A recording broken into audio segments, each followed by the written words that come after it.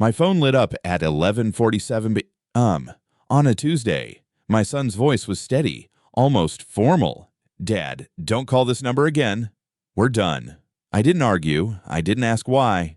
I smiled into the dark and said, "Understood," and hung up. What David didn't know was that I'd been waiting for him to say those words for 3 months, and what he would discover at 9 a.m. the next morning would make him wish he'd never made that call. I set the phone face down on the desk. The desk was the same one I'd used for 22 years, solid oak. A long scratch along the left edge where David had dragged his bicycle through the study when he was 9. I hadn't sanded it out. I don't know why. Some things you leave. Margaret appeared in the doorway. She had her reading glasses pushed up on her head and a paperback folded in her hand. The spine cracked the way she always cracked them, which drove David's grandmother crazy, which Margaret always found funny. She looked at me for a moment. Then she said, "Was that him?" I said yes. She didn't ask what he'd said. 25 years of marriage teaches a person when to ask and when to simply read the room. She read it. She came in, sat in the chair across from the desk, and looked at her hands for a moment. Then she looked at me. "Patricia's sending the letter tomorrow morning," I said. Margaret nodded once. She didn't ask what was in it. She already knew the shape of what I'd been doing, if not every detail. That was enough for her. She'd watched me work for 30 years, first on bridges and drainage systems and load-bearing calculations that had to be right the first time, because in civil engineering, there is no version where you get to be approximately correct. She understood that when I spent 3 months preparing something, it was ready. She went back to bed. I stayed at the desk. I opened the bottom drawer and took out the folder. Inside was a copy of the amended will, 12 pages, signed, witnessed, filed. David's name did not appear anywhere in it. The estate, the house in Portland, the investment accounts, the property on the coast that Margaret and I had bought the year David started high school, all of it directed to Margaret first, and after her, to 3 organizations we'd chosen together over the course of 2 evenings at the kitchen table. I had not made this decision in anger. I want to be clear about that. I had made it the way I made every significant decision in my career, carefully, with full information, after giving the situation every reasonable chance to resolve itself. David had been given chances. He had chosen not to use them. I touched the top page. The notary's seal was in the lower right corner, firm, circular, permanent. Outside, the rain had started. Portland rain, which is less a weather event than a condition of existence, soft and continuous, the kind that doesn't announce itself. I listened to it against the window for a while. Then I turned off the desk lamp and waited for morning. The call from David came on a Tuesday morning, 3 weeks before the engagement party he and Sarah would throw in Seattle, the one I would not be invited to, the one I would find out about through a photograph posted to a public account at 7:43 in the evening. But I'm getting ahead of myself. The Tuesday call happened at 8:17 a.m. I know because I was sitting at the kitchen table with my second cup of coffee, reading through a structural assessment report I'd been hired to review for a bridge rehabilitation project in Multnomah County. The phone buzzed against the wood, David's name on the screen. I set down the report and answered. He said, "Dad, I need to talk to you about something." His voice had a particular quality. I recognized not his own voice exactly, but a rehearsed version of it. David had never been a good liar, but he had learned in the past year and a half to deliver other people's words with enough conviction to pass at first hearing. I had noticed this change gradually, the way you notice a structural shift in a building, not all at once, but in accumulating small signs that eventually become impossible to ignore. I said, "Go ahead." He said that he and Sarah had been talking. He said that he felt, going forward, that he needed to establish some independence. He used that word, independence, 3 times in the first 2 minutes, which told me the word had been chosen for him and rehearsed. He said that he felt I had a tendency to, as he put it, insert myself into decisions that were his to make. He said that he and Sarah were building a life together and that he needed me to understand their boundaries. I listened. I did not interrupt. I have spent 30 years in engineering, And the most important thing, engineering teaches you more than load calculations, more than material properties, is that you must understand the full scope of a problem before you begin proposing solutions. David talked for 4 minutes and 30 seconds. I know because the call timer was visible on my screen, and I watched it the way I watch gauges on a project site, not anxiously, but attentively. When he finished, I said, "I understand." He seemed to expect more. There was a pause, the kind that happens when someone has prepared for an argument and the argument doesn't come. He said, I need you to respect that." I said, "I heard you, David." Another pause. Then he said, "Okay, good." And the call ended. I set the phone face down on the table. The structural report was still open in front of me. I didn't pick it up. I sat for a moment and looked at the window, at the gray Portland morning, at the Douglas fir in the backyard that Margaret and I had planted the spring after David was born. It was 27 years old now, taller than the roof line. I thought about the words David had used: insert myself, their boundaries, independence. None of those phrases belonged to him. I had known my son's vocabulary since he was 4 years old, sitting on a concrete floor in my workshop asking me why bridges didn't fall down. The words he'd used on the phone were not the words of a 28-year-old man working through a genuine concern with his father. They were the words of someone who had been handed a script and told to deliver it. I picked up my coffee cup. It was cold. I drank it anyway. Then I went to my desk and found the business card I had been keeping in the back of the center drawer for 11 months. Patricia Chen, estate and trust attorney, Portland, Oregon. I had pulled it out twice before and put it back. That morning, I did not put it back. I carried it to the kitchen, set it next to the phone, and finished reading the bridge report. I'm a methodical man.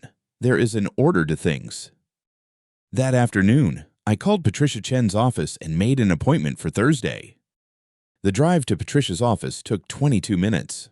Her office was in a building on S.W. Morrison, 4th floor, the kind of office that had been decorated with the deliberate intention of communicating stability, dark wood, framed credentials, a bookshelf with nothing on it that had been published after 2015. I had been in rooms like that before, in 30 years of contract negotiations and project disputes. The furniture was meant to tell you that the person behind the desk had seen everything and was not alarmed by any of it.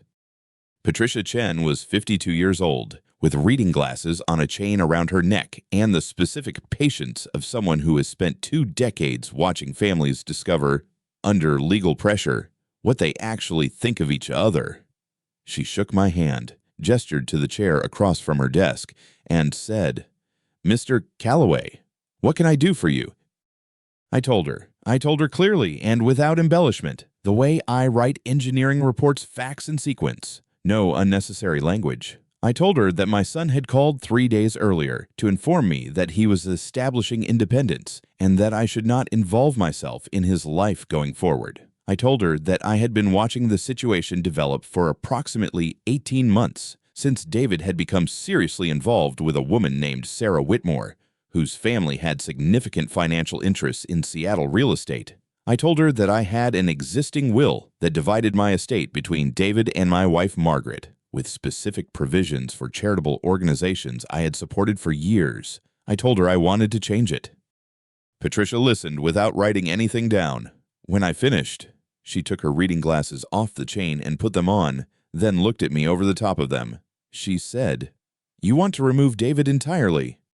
I said, "I want the estate to go to Margaret, and to the 4 organizations currently listed. David's portion would be redistributed between them." She said, "Mr.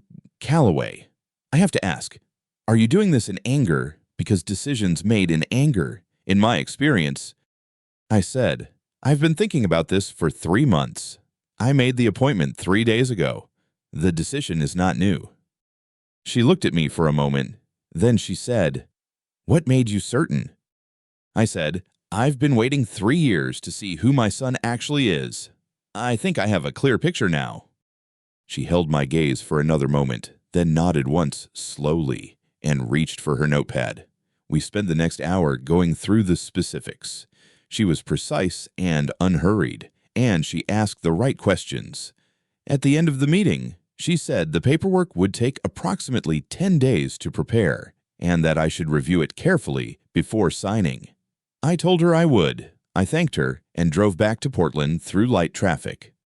I did not tell Margaret about the appointment, not because I was hiding it from her. Margaret and I have been married 25 years, and there are very few things I have kept from her, but because I knew that if I told her, she would ask questions I didn't want to answer yet. She would want to know if there was another way. She would want to know if I had tried hard enough. These were reasonable questions, and I had asked them of myself. I had answered them. I did not want to spend the next 10 days answering them again. Margaret knew something was happening. She is not a woman who misses things. She had watched David grow colder over the past year and a half with the particular expression she gets when she is cataloging pain rather than expressing it, a slight tension around her eyes, a deliberateness in how she moved through rooms. She didn't press me. That was her way, and one of the reasons I had married her. The message from Tim Albright arrived on a Saturday afternoon, 12 days after the call with David. Tim had been my site supervisor on a highway overpass project in the mid-90s, and we had stayed in contact the way engineers do sporadically, but with genuine regard. He had retired to Seattle 4 years ago. He and his wife lived in Capitol Hill, and he walked the same route through the neighborhood most mornings. He was not a dramatic man, and he would not have sent the message if he hadn't thought it was worth sending. The message said, "Saw your boy David tonight at Canlis. That's the restaurant up on Queen Anne. He was with a woman and an older man I didn't recognize. They were in the corner booth. Looked serious. Thought you'd want to know. Hope things are good down in Portland." I read it twice. Then I set the phone down on the kitchen counter and looked out the window at the backyard for a moment. The Douglas fir was moving slightly in the wind. I picked the phone back up and typed, "Tim, thank you. Do you know who the older man was? Anything you noticed?" He replied within 10 minutes. He said the older man was well-dressed, mid to late 60s, and that he had seen him once before at a fundraiser for a development project in Bellevue. He thought the man's name was Whitmore. He said they had been looking at papers on the table, the kind with columns and figures, not restaurant menus. I thanked him and put the phone in my shirt pocket. I already knew the name Whitmore. I had looked up Sarah's family 3 months earlier. The way I look up soil composition reports before a project, not because I expected to find something alarming, but because I believe in knowing what you're working with. Gerald Whitmore, Sarah's father, held interests in 7 commercial real estate developments in the Puget Sound region and sat on the boards of 2 private investment firms. He was not a man who took dinner meetings casually. He was not a man who looked at columns of figures over a meal without a specific purpose. David's portion of my estate was not a large number by Seattle standards. The house in Portland was paid off. There were retirement accounts. There were savings accumulated over 30 years of careful work. But it was a number, and it was the kind of number that a man like Gerald Whitmore, who understood the arithmetic of inheritance, would find worth noting. I sat down at my desk and opened the folder where I kept the working documents for the estate revision. Patricia had sent the draft 3 days earlier. I read through it again slowly, the way I read structural calculations, looking for anything I had missed, any load I had failed to account for. I found nothing I had missed. The document said what I needed it to say. What I understood, sitting at that desk with Tim's message still in my shirt pocket, was that Sarah was not simply a young woman who preferred a life without her future father-in-law's involvement. That was the surface. Underneath it, there was a calculation. David had a father with assets. The father was a complication. Remove the complication, or rather, have David remove it, which was cleaner, and the assets became simpler to discuss. You didn't need to be a financial analyst to see the logic. You just needed to have been in enough rooms where people talked about money to recognize the shape of the conversation. David had no idea this was the conversation he was in. That was the part that sat with me most heavily. Not anger. Exactly. But something that felt like watching a beam fail in slow motion. You see it happening. You know the physics. You know where it will land. The following Wednesday, Margaret came into the kitchen where I was eating lunch and set her phone on the table in front of me without saying anything. She stood with her arms crossed and her eyes on the window, the way she stands when she has already processed something and is waiting for me to catch up. I looked at the phone. She had David's Instagram profile open. The grid was there, photographs in the ordered rows that these platforms use, each one a small square of someone's chosen life. I scrolled slowly. 47 photographs were gone.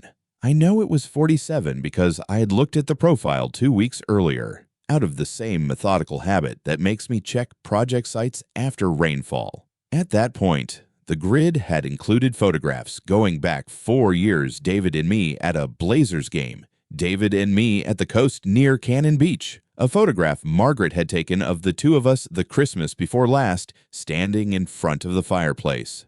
There had been a photograph from David's college graduation, the two of us in the parking lot outside the arena, him in his gown, me in the sport coat Margaret had made me buy for the occasion. All of it was gone. What remained was 18 months of Sarah, restaurants in Seattle, weekend trips, a photograph of a ring box that I understood was recent. David's face in every picture was the face of someone performing contentment, the smile slightly too wide, the posture slightly too deliberate. I had seen that face on job sites, on men who were doing work they weren't sure about and had decided not to say so. I handed the phone back to Margaret. She took it without looking at me. I said, "When did you notice?" She said, "This morning." I said, "Okay." She said after a moment, "Michael." I said, "I know." She went back to the living room. I heard her sit down in the chair by the window, the one she keeps there for reading, the one she has had since before we were married. I finished my lunch. I washed the plate and the glass and set them in the rack the way I always do. Then I went to my desk and called Patricia Chen. She answered on the second ring. I told her I had reviewed the draft and that I was ready to proceed. She said she would have the final documents prepared by end of week. I said that was fine. She asked if I wanted to come in to sign, or if I preferred she send a notary to the house. I said I would come in. I preferred to do it in her office, with the proper formality. Some things deserve the weight of the right setting. She said, "Mr. Calloway, I want to ask you one more time, once this is filed, I said, "Patricia, I've spent 30 years calculating load tolerances. I know when a structure can't bear what's being asked of it." There was a brief silence. Then she said, "I'll have everything ready Friday." I thanked her and hung up. That afternoon, I drove to the hardware store and bought a new set of files for the cabinet in my workshop, the kind with color-coded tabs, the kind I used on long projects where I needed to track multiple document streams simultaneously. I organized the estate papers into one drawer, the correspondence into another, and the notes I had been keeping for 11 months into a third. The notes were not dramatic. They were dates, times, brief descriptions, the Tuesday call, Tim's message, the deleted photographs, a record. I had been keeping records for 3 months. David had no idea. I am not a sentimental man by nature, but I will say this, there was a particular quality to those days that I have not experienced before or since. Not grief. Exactly, I had grieved things before, real losses, and I knew what that felt like. This was something different. It was the feeling of watching something you built with your own hands develop a fault you cannot repair from the outside. You can document it, you can plan around it, but you cannot fix it from where you're standing. Margaret made dinner that Friday pasta with the tomato sauce she makes from scratch, the one that takes most of the afternoon. She didn't ask me where I'd been. I had driven to Patricia's office, signed the final documents, and come home. The notary's seal was on every page. Patricia had walked me out herself, which she didn't have to do, and shaken my hand at the elevator. We ate at the kitchen table. The news was on in the other room, low enough that we couldn't hear the words, just the rhythm of voices. Margaret ate slowly and looked at her plate. I ate slowly and looked at the window. The rain had been coming and going all day in that particular Portland way, more suggestion than event. At some point she said, "Is it done?" I said, "Yes." She nodded once. She didn't ask what it was. She already knew, in the way she knows most things, not because I had told her, but because she had been paying attention for 25 years and had learned to read the space around my silences. She lifted her wine glass and held it for a moment without drinking. Then she said, "He's going to be very surprised." I said, "Yes, he is."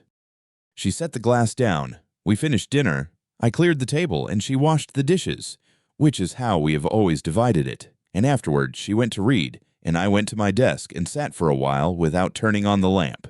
The documents were filed. Patricia had already sent the formal notification letter, timed to arrive at David's Seattle address within the week. I had asked her to send it by certified mail, which required a signature. I wanted there to be a record of receipt. Outside, the Douglas fir moved in the wind. I had planted it the spring after David was born, in the backyard of the first house Margaret and I owned together. We had moved twice since then, and I had dug it up and replanted it each time, which my contractor friends thought was absurd. But it was 27 years old now. It had outlasted 2 house sales, a market collapse, a recession, and 1 significant renovation. It was not going anywhere. I sat at the desk in the dark and waited for whatever came next. I did not have to wait long. The call from David came 8 days later at 11:54 p.m. on a Thursday. I was already awake. I had been reading in the chair by the bedroom window, a habit of mine when I can't sleep, which is more often than it used to be. The phone lit up on the nightstand. Margaret didn't stir. I picked it up quietly and walked to the hallway. David's voice on the other end was not the rehearsed voice from 3 weeks ago.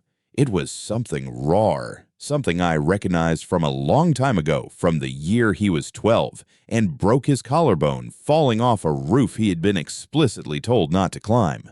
The voice of someone who had encountered a consequence they had not fully believed was real until it arrived. He said, "Dad, I need to talk to you." I stood in the hallway in the dark. The house was very quiet. I could hear the refrigerator humming in the kitchen. I said, "It's late, David." He said, I know it's late. I got a letter today. From a lawyer." I said nothing. He said, "Dad, what did you do?"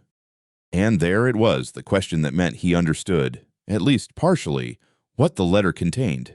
Not a confused question, not a "what does this mean" question, a "what did you do" question, which is the question you ask when you already know the answer and are hoping to be told it isn't true. I let the silence sit for a moment, long enough to be intentional. I have learned over 30 years of project meetings, contract negotiations, and conversations that mattered that silence makes people say things they wouldn't otherwise say. David said 2 more sentences before I responded. Both of them were useful. He said, I didn't think you would actually, and then Sarah said you'd never actually do it." That second sentence, I held it the way you hold a measurement you want to be sure of before you write it down. I said, "David, 3 weeks ago you told me not to involve myself in your life." He said, "Dad, that's not..." I said, "I'm not angry. I want you to understand that. I heard what you said. I took it seriously. And I made a decision." A long pause. I could hear him breathing. He said, "Can we talk about this? Can I come down, or you could come up here, and we could..." I said, "Not tonight." He said, "Dad..." I said, "Get some sleep, David." And I ended the call. I stood in the hallway for another minute. The refrigerator hummed. Somewhere outside, a car moved through the wet street. I looked at the phone in my hand. The screen had gone dark, and then I put it in my pocket and walked back to the bedroom. Margaret was awake. She didn't say anything, just looked at me from her side of the bed with the lamp still off. I got back into the chair by the window and picked up my book. After a moment, she said, quietly, "David." I said, "Yes." She said, "Okay," and turned over. I read for another 40 minutes without retaining much of what was on the page. At some point, I set the book down and looked out at the backyard. The Douglas fir was a dark shape against a slightly lighter sky. I had planted it 27 years ago with a borrowed shovel and a bag of amendment soil from the hardware store. David had been 3 months old. I had no idea. standing in that yard in the spring of 1996, what kind of man he would become. You never do. You plant things, and you tend them, and you wait, and eventually you find out. I turned off the lamp and lay down.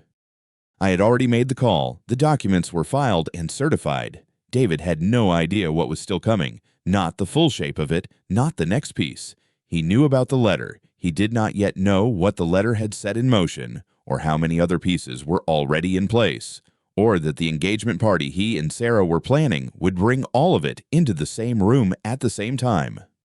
He would find out. I was patient. I had been patient for 3 years. I closed my eyes and listened to the rain. I found out about the engagement party the way I found out about most things David didn't want me to know. I wasn't looking for it. Margaret had been scrolling through her phone on a Sunday evening, sitting in the kitchen with a cup of tea, and she called me in from the other room without saying why. She just held the phone out toward me when I appeared in the doorway. I took it. The screen showed Sarah's Instagram account public, as it had always been, because Sarah was the kind of person who believed her life was worth watching. The post was time-stamped 11 hours earlier. A photograph of a long table set with white candles and champagne flutes.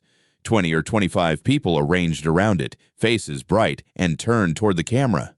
David was at the center, his arm around Sarah, both of them laughing at something just off frame. The caption read, "Celebrating with family. So grateful for everyone who showed up tonight." There were 47 comments. I scrolled through a few. "Congratulations. You two are perfect. So happy for you both."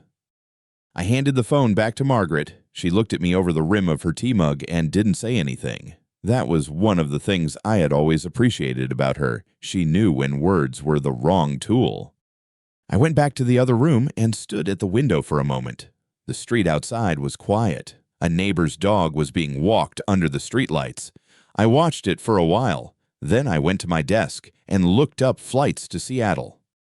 There was a 6:40 a.m. out of Portland the next morning.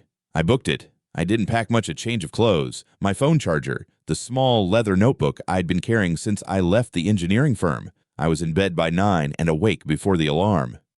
I did not tell David I was coming. The flight was 50 minutes. I took a cab from SeaTac to a hotel near Capitol Hill, checked in, and left my bag in the room. It was not yet 9 in the morning. I knew David's office was in the financial district, that he typically arrived around 8:30, and that on Mondays he usually stopped at a coffee shop on First Avenue before going up, a habit he'd had since his first year in Seattle. One he'd mentioned to me 2 or 3 times when things between us were still easy. I didn't know if the habit had survived. I walked to the coffee shop anyway. He was there. He was sitting at a small table near the window with his laptop open, a cup of something dark in front of him, wearing a gray wool jacket I didn't recognize. He looked older than 28. He looked like a man who had recently made several important decisions and was still performing confidence in them. He saw me when I was still outside the glass. I watched his face. The first thing that crossed it was surprise, a genuine, unguarded flash of it, the kind the body produces before the mind can intervene. Then something else moved in behind it. He closed the laptop. I opened the door and walked in. The coffee shop smelled like espresso and damp coats. A barista named Kelsey, her name was on the cup she slid across the counter to someone was working the machine at the far end. There were 6 or 7 other people in the room, all of them looking at their own screens or their own thoughts. I sat down across from David. He didn't stand. He didn't offer his hand. "Dad." His voice was careful, controlled, the voice of someone who had rehearsed for a version of this. "Good morning," I said. He looked out the window, then back at me. "How did you know I was here?" "I didn't," I said. "I knew you came here on Mondays." He looked at the table. That was a long time ago. I ordered a coffee from a server who came by black. No sugar. I waited until she had gone. David had both hands wrapped around his cup. He didn't drink from it. "I saw the photos," I said. He nodded slowly. He wasn't surprised by that either. "You could have called," he said. "You could have let me know you were coming." "You told me not to call." He had no immediate answer to that. He looked out of the window again. The morning traffic on First Avenue was steady delivery trucks, ride shares, a bus pulling away from the curb. I drank my coffee when it arrived. It was good. I noted that without particular pleasure. Dad, he said it differently this time. Something had shifted in his posture, a straightening, a settling into a position he had prepared. I need you to understand something. I love you, but you're controlling. You've always been controlling. Every decision I've made in the last 5 years, you've had an opinion about. Every job, every apartment, every relationship. You always have to be the center of attention. You always have to be in the room. I listened. I did not interrupt. Outside, a woman walked past the window holding a child's hand, and the child was pointing at something I couldn't see. I'm not a child anymore, David said. I'm 28 years old. I have a career. I have a life. I have a woman I'm going to marry. And I need to live that life without you standing over my shoulder telling me what I'm doing wrong. You're suffocating me. You've been suffocating me for years, and I didn't know how to say it, and now I'm saying it. He stopped. He was breathing a little faster than normal. He had clearly said all of this before. Not to me, but to someone. The words had the quality of something practiced. I set my cup down. I understand, I said. He blinked. He had expected something else, a defense, a counter, an argument. He had not expected 2 words said quietly, and then silence. The bell above the door rang. I didn't turn around, but I saw David's eyes move to a point behind me, and his posture change, a slight release of tension, a subtle realignment, the way a person changes when someone they trust enters a room. I heard her heels on the hardwood before she reached the table. Sarah sat down in the chair beside David, close enough that their arms touched. She put her hand over his on the table. She looked at me with the particular expression of someone who has decided in advance how they feel about a situation and is now performing that feeling with precision. Michael, she said, not Mr. Calloway. Michael. She had never called me anything else, which I had noticed the first time we met and had filed away without comment. Sarah, I said, I'm glad you're here, actually. She said it the way you say something you've decided to say, regardless of the response. Because I think David has been trying to say something to you for a long time, and I think it's better that it gets said clearly. David needs space from you. You're suffocating him. The calls, the questions, the opinions about his work, about us, it's too much. He's trying to build something, and you keep pulling him back. She spoke evenly, without visible anger. That was the tell. Real emotion is uneven. What she was doing was clean and prepared, and I recognized it the way I used to recognize a structural load calculation that didn't account for all the variables technically correct on its surface, missing something underneath. I looked at her, not through her, not past her. I looked at her the way I used to look at a site plan before I signed off on it carefully, without expression, taking inventory. She held my gaze for a moment, then looked at David. I know you're his father, she said, returning to me. I know you love him, but love isn't the same as ownership. No, I agreed. It isn't. Another silence. Kelsey at the counter was steaming milk. The sound filled the space between us. David cleared his throat. He had been watching me through all of this with something I could only describe as wariness. The look of a man who had expected a fire and was unsettled by the absence of one. He reached for his cup, then didn't drink. Dad, he said it a 3rd time, and this time the careful voice was back. But there was something else underneath it now, something that I recognized as finality, the sound of a decision being announced rather than made. I don't want you at my wedding. I should have said that clearly before. I'm saying it now. Don't call this number again. We're done. He held my eyes when he said it. I'll give him that. He didn't look away. I sat with those words for a moment. The coffee was warm in my hands. The morning light came through the window at an angle and caught the rim of David's cup, throwing a small arc of reflection across the table between us. Then I smiled. Not a performance, not a mask. Something quieter than that, the expression of a man who has just watched the last piece of a long sequence fall into its correct position. David saw it, and his face changed. The finality in it wavered. He had expected grief, or anger, or the particular wounded dignity of a father who has been dismissed. He had not expected this. Sarah was watching me too. Her hand tightened slightly on David's. "All right," I said. I finished my coffee. I reached into the inside pocket of my jacket and took out an envelope. It was standard letter size, unsealed. My name printed in the return address corner in the same font Patricia used for all her correspondence. I set it on the table between us, not pushed toward David, not placed with any particular emphasis, just set down, the way you set down a document that speaks for itself. David looked at it, then at me. "What is that?" he said. "A copy," I said, "of the amended document. Patricia thought you should have one in hand rather than wait for the mail."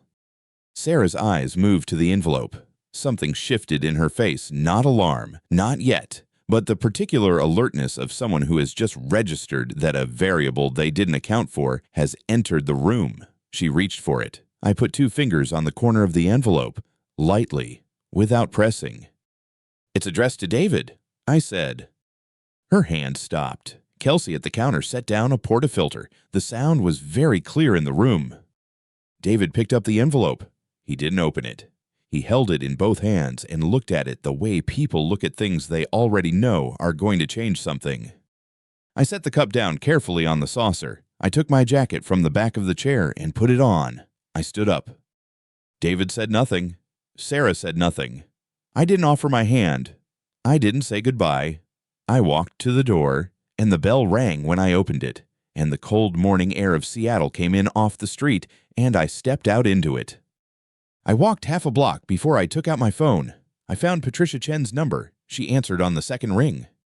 "It's Michael," I said. "I know," she said. "How did it go?" "Do it now," I said. "Don't wait." A pause.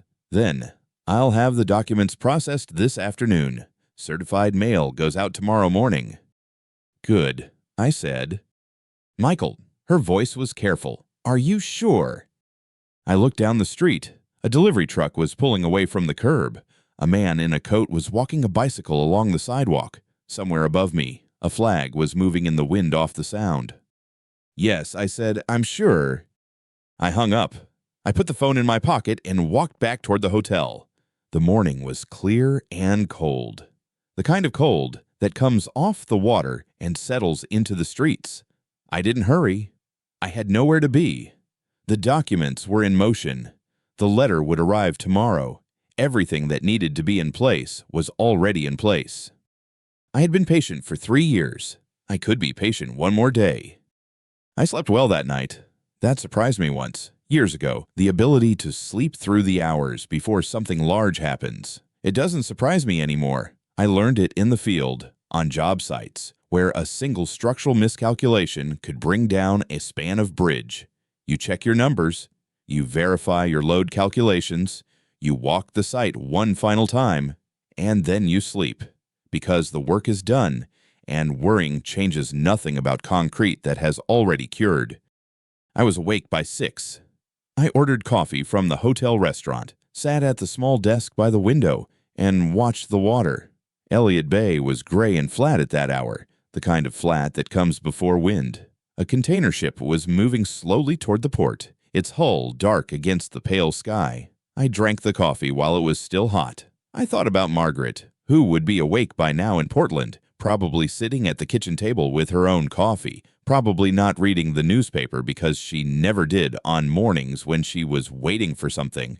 I thought about calling her. I decided to let her wait a little longer. She had asked me the night before I left for Seattle whether I was certain. I told her yes.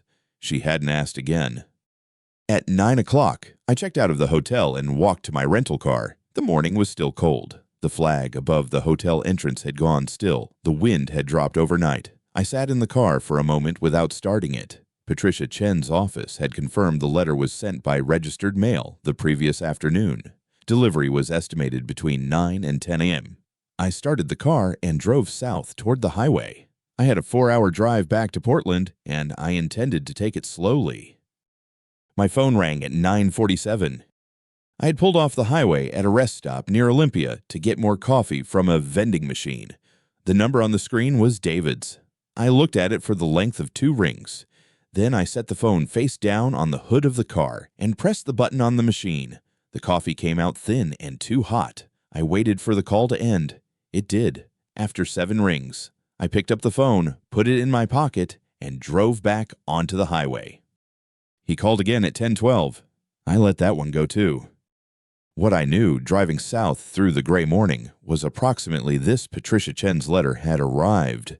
David had opened it probably at the kitchen table of the apartment he shared with Sarah, probably still in whatever he'd worn to the engagement party the night before, probably with Sarah nearby. The letter was formal and clear. Patricia had drafted it herself, because she had drafted every document I'd asked her to draft over the past 4 months. And she was precise in the way that people are precise when they have spent 30 years watching families fight over language that wasn't careful enough. The letter stated that Michael James Calloway had executed a revised last will and testament on the date indicated, that the revision had been witnessed and notarized according to Oregon law, and that David Thomas Calloway had been removed from the document in its entirety. All assets, including the property in Portland, the investment accounts, and the contents of the trust Margaret and I had established in 2009 would pass to Margaret Louise Calloway and, in the event of her prior death, to a list of charitable organizations that Margaret had chosen herself over the course of 2 evenings with a cup of tea and a yellow legal pad. The letter did not explain why. Patricia had asked me whether I wanted to include an explanation. I told her no. I told her that David would understand the timing. He called a 3rd time at 10:31. This time, I answered. "David," I said. The sound that came back was not what I expected, and I had expected quite a bit. He was crying, not the controlled kind of crying that people do when they want to appear upset, but the other kind, the kind that comes from somewhere lower and less managed. His voice was broken into pieces by it. He said, "Dad." Then he stopped. Then he said it again. I waited. "Dad, why?" He stopped again. I could hear him breathing. I could hear, in the background, a door closing. "Why did you do this?" I'm sorry. I know. Yesterday I was wrong. Please, can we talk about this?" I was passing a rest area. A woman was walking a golden retriever along the grass strip beside the parking lot. The dog was pulling toward a stand of fir trees. The woman was letting it. "You had your chance to talk to me yesterday," I said. "You chose Sarah instead. Goodbye, David." I ended the call.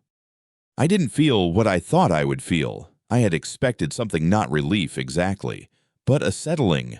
The way a structure settles when the load is finally distributed correctly. What I felt instead was very quiet. The highway stretched out ahead of me, and the fir trees on either side were dark green and still. And the quiet was the same quiet I had felt standing outside the coffee shop the afternoon before, watching my son choose a direction and walk in it. What I hadn't told David on the phone, what I had no intention of telling him, was what had happened between the time I left the coffee shop and the time I called Patricia. I had walked back to the hotel. I had sat in the chair by the window for approximately 40 minutes. I had thought about the conversation with some care, turning it over the way I used to turn over a set of plans, looking for the load-bearing elements. And what I found, when I looked carefully, was that David had not been confused or frightened or misled. He had been certain. He had said the words with the particular firmness of someone who has rehearsed them, who has been told what to say and has decided to say it. I had built things for 30 years. I knew the difference between a man who was uncertain and a man who had made a calculation and was executing it. I called Patricia at 4:53 that afternoon, standing on the sidewalk outside the hotel. She had been waiting for the call. She told me later, much later, that she had known, from the first time I'd come to her office 4 months ago, that this was where we were going. She had processed enough estates to recognize the shape of a family in the process of fracturing. She had asked me, that first day, whether I was certain. I told her I wasn't certain yet, but that I was preparing. She had respected that. She had drafted the documents and held them and waited. What I had not told David, and what he would not learn from me directly, was that the decision had not been made in anger. I want to be clear about that, because it matters. I had not called Patricia because David had hurt me. I had called Patricia because David had shown me, over the course of 3 years, and most clearly in the previous 48 hours, who he was choosing to be. And who he was choosing to be was someone who would, if given access to the assets Margaret and I had spent our lives building, make decisions that reflected Sarah's interests rather than his own judgment. I had watched him do it with his time, with his attention, with his relationships. I had no reason to believe he would do otherwise with money. The letter was not punishment. It was a load calculation. Back in Portland, I learned from Margaret what happened next, because she was the one David called after I stopped answering.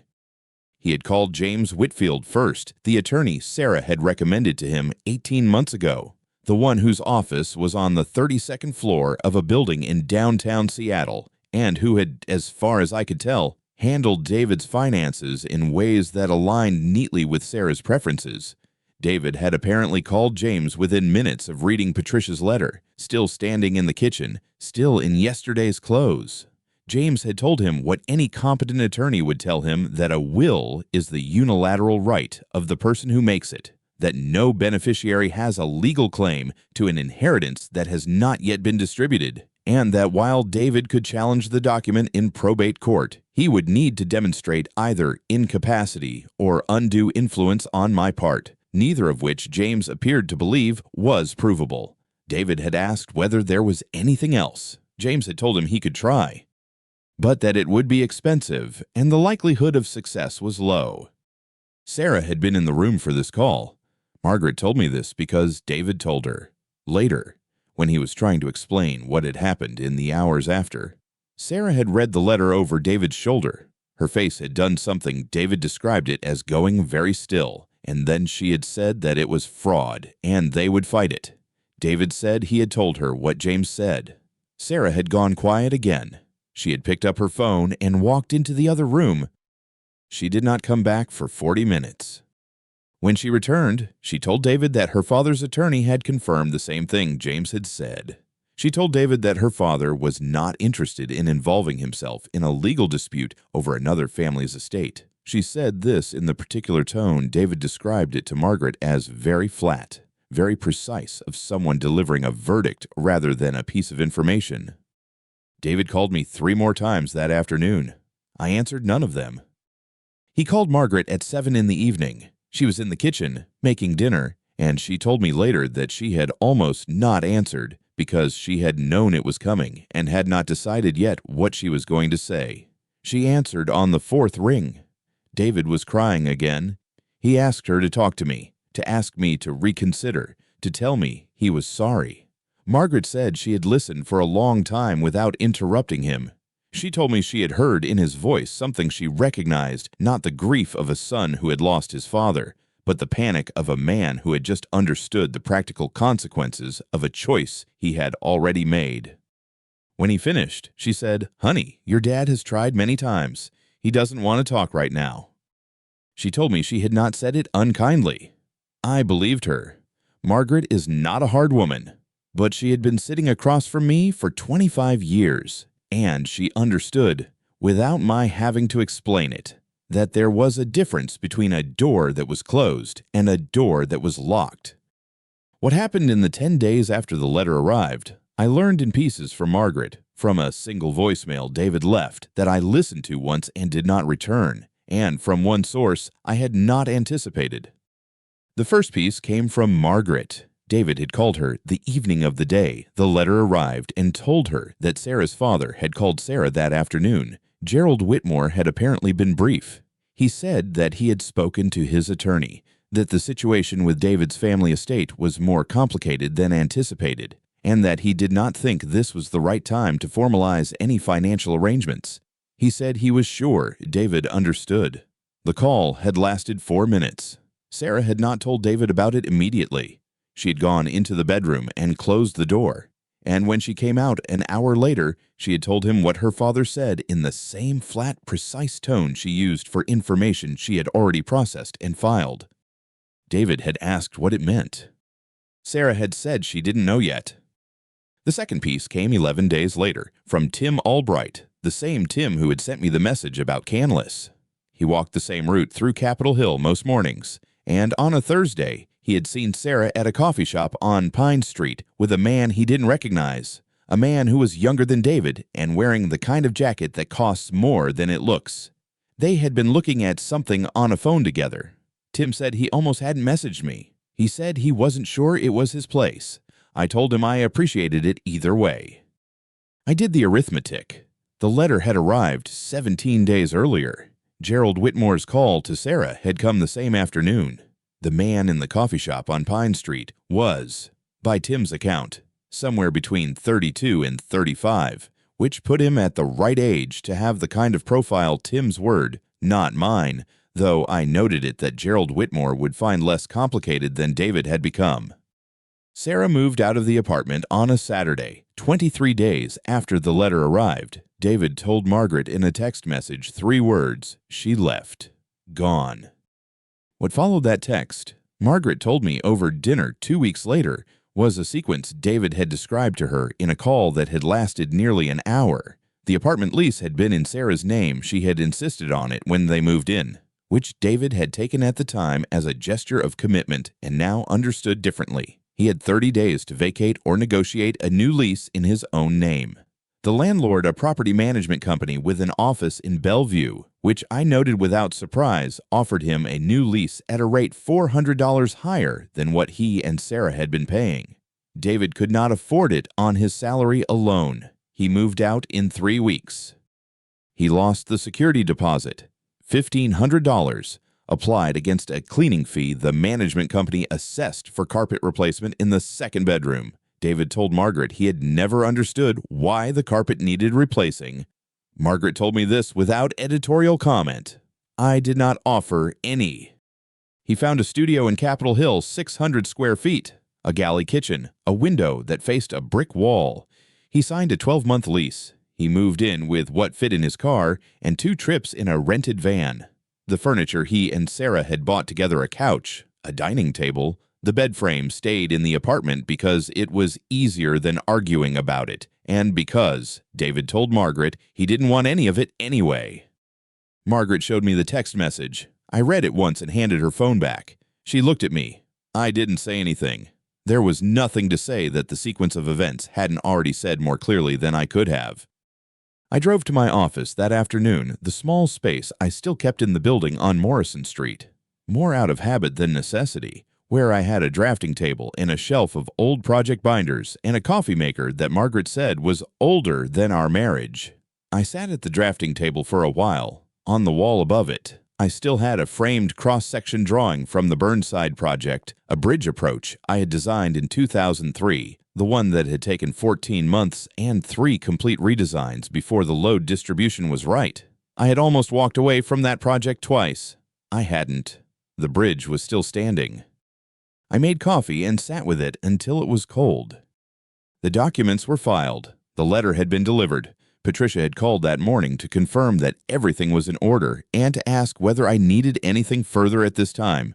I told her no.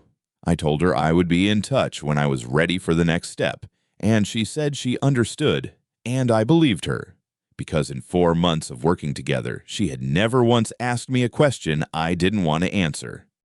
My phone showed 4 missed calls from David.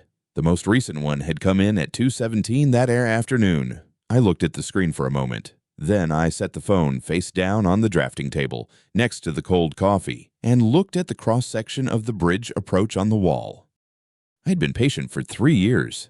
I had built things my whole life, structures that had to hold weight they couldn't see coming, that had to remain standing through conditions that no calculation could fully anticipate. I knew how to wait for concrete to cure. I knew how to verify that the load was distributed correctly before releasing the formwork. The formwork was released. The structure was standing. I did not call David back. 2 months passed. The drafting table stayed where it was. The coffee cups came and went. Margaret started a kitchen garden in the back tomatoes, basil, one struggling zucchini plant that neither of us had the heart to pull out. Life moved the way life does when you stop trying to force it into a shape it doesn't want to hold. The email from David arrived on a Tuesday morning. I was in the middle of reviewing a drainage spec for a small retaining wall project consulting work. Nothing demanding. The kind of thing I took on to keep my hands occupied. I heard the notification and let it sit for 20 minutes before opening it. The subject line said, "Dad, please read this." He had written 4 paragraphs. He said he had been doing a lot of thinking. He said he understood now that he had made mistakes. He said he was sorry for what he had said on the phone, for the way things had ended, for not seeing what he should have seen sooner. The words were careful and grammatically correct. The way David always wrote, he had his mother's precision with language and his own particular gift for making sincerity sound like a first draft. I read it twice. Then I closed the email and went back to the drainage spec. That evening, Margaret asked me about it. She had seen the notification on my laptop when she brought in the mail. "You're not going to answer him?" "Not yet." She set the envelopes on the counter and looked at me in the way she has looked at me for 25 years, not pushing, not accusing, just present. "He's your son, Michael. I know who he is." She was quiet for a moment. "You're not going to forgive him." I set down my pen. David needs to understand that his choices have consequences. I spent 28 years trying to teach him that. I said it in 100 different ways about money, about work, about the people you let into your life. He didn't hear it from me. I picked the pen back up, so now he'll hear it from life. That's not cruelty. That's just how learning works when you've run out of other options. Margaret didn't say anything else. She went to check on the zucchini. I finished the drainage spec. I did not answer David's email. The call came 11 weeks after that. I was in the car, just back from a site visit in Teagard, a small pedestrian bridge over a drainage channel. Straightforward work, the kind of project that reminded me why I had chosen this profession in the first place. My phone rang through the car speakers. David's name appeared on the screen. I let it ring 3 times. Then I answered. His voice was different. I had been expecting the version of David I had heard in Seattle Clipped, confident, slightly elevated in pitch the way voices get when someone is performing for an audience that isn't there. This was not that voice. This was quieter, slower, the kind of voice you hear from someone who has been awake too long. "Dad," a pause. "I've been thinking about what you said. All of it. I think you were right. About Sarah. About everything." Another pause. Longer. "She's gone. She left 2 months ago. She said I didn't have the right profile anymore." Those were her words. Profile. He said the word like it tasted bad. "I lost the apartment because the lease was in her name. I'm back in a studio in Capitol Hill. The job is fine, but I don't know. I lost everything. Dad, I think I lost everything." I listened to all of it. I let the silence after his last sentence sit for several seconds. Outside, the Tigard exit ramp merged back into the 217, and the traffic moved the way Portland traffic always moves in the late afternoon, slowly, without drama. "David," I said. "Yeah." I didn't say anything else. I ended the call. I pulled off at the next exit and sat in a parking lot for a few minutes. Not because I was upset, because I wanted to make sure I was driving clearly before I got back on the highway. I had built my whole career on not releasing a structure before it was ready to hold weight. I applied the same standard to everything else. He called again 2 days later. This time he did not ask to talk. He said he was driving down to Portland and that he needed to see me in person. He said he wasn't asking for anything. He just needed me to hear him. I told him I would be at Patricia Chen's office on Morrison Street at 2 o'clock on Thursday, if he wanted to come there. He arrived 7 minutes early. I know because Patricia's assistant, a young woman named Diane who had been with the firm for 3 years and who had processed every document in my file, called me from the front desk to say he was in the lobby. I told her to send him up. Patricia was at her desk when David came in. She did not leave. I had not asked her to leave, and she had not offered. She had a notepad in front of her and her reading glasses on the chain around her neck, and the particular stillness of someone who has been in rooms like this before and knows her job is to be present without being in the way. Margaret was in the chair against the wall. She had come because I had asked her to come, And because she had wanted to, she had her hands in her lap and she looked at David when he walked in with the expression she gets when she is cataloging something carefully, not coldly, but with the precision of a woman who does not allow herself to be surprised twice by the same thing. David looked older than he had in Seattle. He had lost some weight. He was wearing a coat I recognized the one he'd had since his last year of college, the dark green one with the worn collar that he'd never replaced because he said it still worked fine. He looked at me, then at Margaret, then at Patricia. I didn't know there would be. He stopped. "Sit down, David," I said. He sat in the chair across from the desk. He put his hands on his knees. He looked at me for a long moment, and then he said, "Dad, I'm sorry. I know that's not enough. I know I can't. I know there's no version of this where I just say sorry and everything goes back. But I need you to know that I understand what I did. I understand what I chose. And I'm sorry." He meant it. I could hear that he meant it. That was the part that required the most steadiness from me, not the anger, which had never been the dominant thing, but the recognition that the boy in those photographs and the man sitting across from me were the same person, separated by a set of choices that could not be unmade by sincerity alone. I let the silence sit for a moment. Patricia did not move. Margaret looked at her hands. Then I said, "David, I heard you. I want you to hear me." He nodded. "The door is not locked," I said, "but it doesn't open from your side. When I decide it's time, I'll open it. Until then, I need you to live with what you chose. That's not punishment. That's just what consequences are." He looked at me for a long time. His jaw moved once, like he was going to say something, and then he didn't. He stood up. He looked at Margaret. She looked back at him without expression, and then she gave him the smallest nod, not forgiveness, not rejection, just acknowledgement. He was still her son. That had not changed. He looked at me one more time. I did not look away. He picked up his coat from the back of the chair and walked to the door. He opened it without turning around. The door closed behind him. Patricia set her pen down on the notepad. She looked at me over the rim of her glasses and said nothing for a moment. Then she said, very quietly, "Mr. Calloway, I've been doing this for 31 years. I said, "I know." "That," she said, "was one of the harder things I've watched someone do correctly." I thanked her. I helped Margaret with her coat. We took the elevator down and walked out onto Morrison Street into the afternoon, which was gray and cool and smelled like rain that hadn't started yet. I drove home. Margaret had made soup. We ate without talking much, which was one of the things I had always valued about her. She understood that silence between two people who trust each other is not a problem to be solved. In April, we flew to Italy. It was Margaret's idea, though I had been thinking about it for longer than I admitted.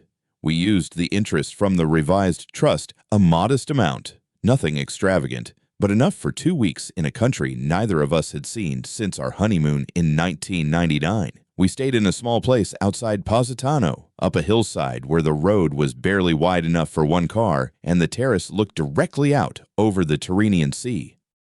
On the third afternoon, we sat outside after lunch.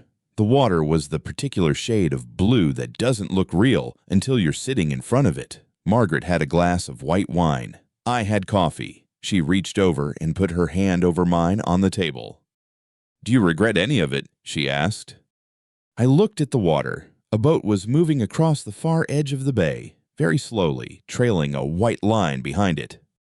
"No," I said. "I tried. For 28 years, I tried. David made a choice. He chose Sarah. He chose to believe I was the problem. He chose to cut the line. Those were his choices." I turned my hand over and held hers. "The only thing I regret is that I didn't see it coming sooner. But I don't regret what I did when I finally saw it clearly." "You don't feel guilty?" "No. I meant it. Not as a performance, not as a conclusion I had reasoned myself into. It was simply true. I feel like a man who built something that needed to hold weight, and it held." Margaret squeezed my hand once and let go. We sat there for another hour. The boat disappeared around the headland. The coffee went cold. I drank it anyway. We came home in late April. The zucchini had somehow survived in our absence. A neighbor had watered it. Margaret declared this a minor miracle. I did not disagree. In May, I sat down at the desk in my office and opened the bottom drawer. There was a box there, the kind of flat photo box that used to be sold at every drugstore before everything went digital. I had not opened it in over a year. I lifted the lid.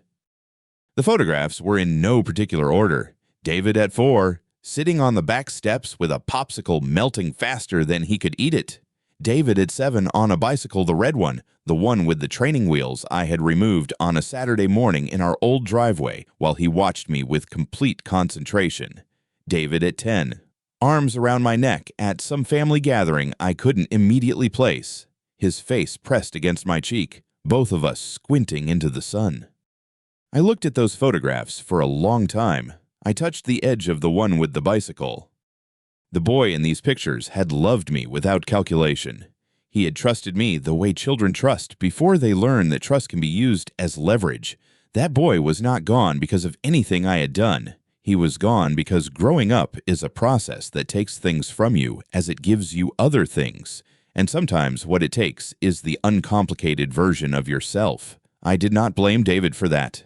I did not blame myself. What I could not forgive, what I had chosen, carefully and without anger, not to forgive, was the man of 28 who had looked at everything his father was and decided it was an obstacle. That man had made his choices. He was living in them now. I put the photographs back in the box, in the same order I had found them. I set the lid on top and pressed it down until it seated evenly on all 4 sides, the way you close something that is finished, not something that is broken. I put the box back in the drawer. I pushed the drawer closed. I stood up, turned off the desk lamp, and walked out of the room. I did not look back. I walked down the hallway and out of the back door.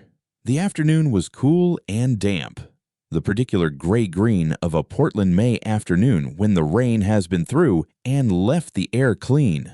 The Douglas fir stood at the far end of the yard, its top moving slightly in a wind I couldn't feel from the ground.